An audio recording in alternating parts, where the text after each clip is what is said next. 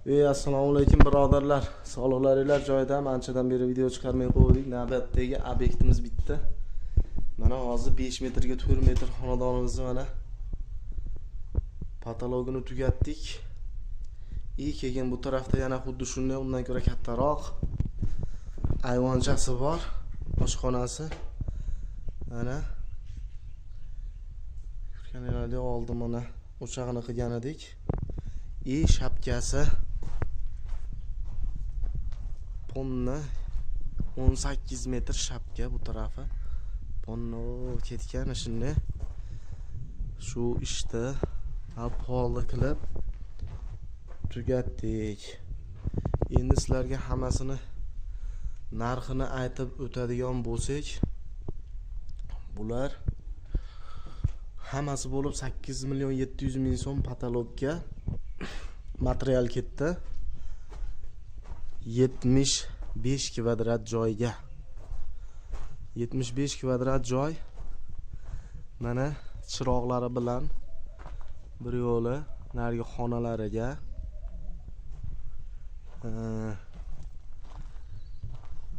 shinurlar tashab qo'yganmiz. Mana bu tarafda ham elektriklar uchun shinurlar tashab qo'yganmiz. 8 million 700 ming so'mlik material ketdi. Patologimiz, ya'ni eslatib o'tamiz. Bu utuplit qildik. Mana utuplitdan polimiz ham utuplit bo'ldi. Sababiki uyda egasi zakazchik mana stenalar gazoblokdan bo'lganligi uchun sal issiqroq bo'lishligini o'yladi, shunday qildi. Shuni hisobiga biz polni ham, patologni ham utuplit qilindi. Keyin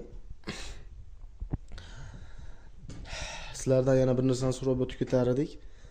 Bu stenani yana nima qilsak bo'ladi issiqroq bo'lishlik uchun? Shu g'ish uradigan odamlar bo'lsa, qanday maslahat beradilar, bir kommentariyaga yozib qo'yasizlar. Yana shu holatda yana sizlarga men aytib o'tib ketadigan bo'lsam, bu hammasi bo'lib 75 kvadrat usta haqi 4 million 700 ming so'm bo'ldi. Orada bitta lampamiz oshib qoldi. U lampamizni stroy qurilishdagilarga olib borib bersak, o'zlari shundan pul yechib olganmiz. Xuddi shu holatda. Ana bitishi.